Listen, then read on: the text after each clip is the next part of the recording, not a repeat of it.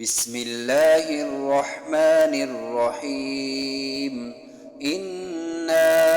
أرسلنا نوحا إلى قومه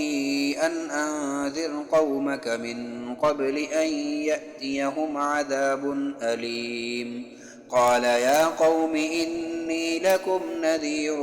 مبين أن اعبدوا الله واتقوه وأطيعون يغفر لكم من ذنوبكم ويؤخركم إلى أجل مسمى إن أجل الله إذا جاء لا يؤخر لو كنتم تعلمون قال رب إني دعوت قومي ليلا ونهارا فلم يزدهم دعائي إلا فرارا وإني كلما دعوتهم لتغفر لهم جعلوا أصابعهم في آذانهم واستغشوا ثيابهم وأسروا واستكبروا استكبارا ثم إني دعوتهم جهارا ثم إني أعلنت لهم وأسررت لهم إسرارا فقلت استغفروا ربكم إنه كان غفارا يرسل السماء عليكم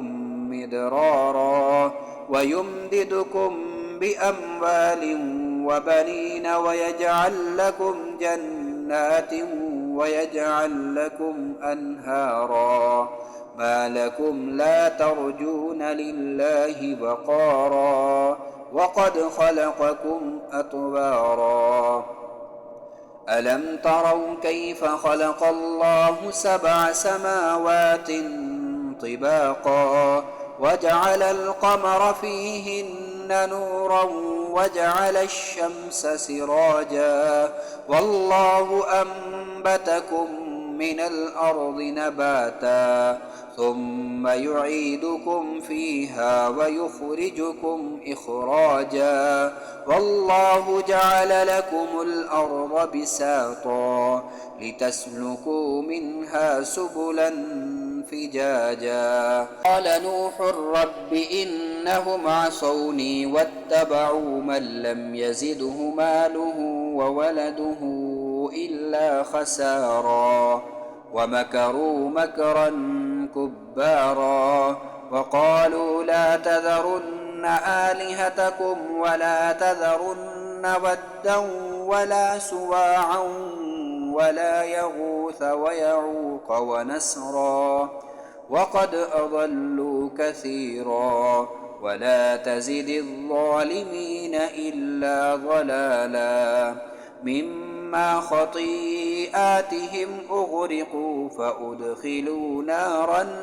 فلم يجدوا لهم من دون الله أنصارا وقال نوح رب لا تذر على الأرض من الكافرين ديارا إنك إن تذرهم يضلوا عبادك ولا يلدوا إلا فاجرا كفارا رب اغفر لي ولوالدي ولمن دخل بيتي مؤمنا وللمؤمنين والمؤمنات ولا تزد الظالمين إلا تبارا.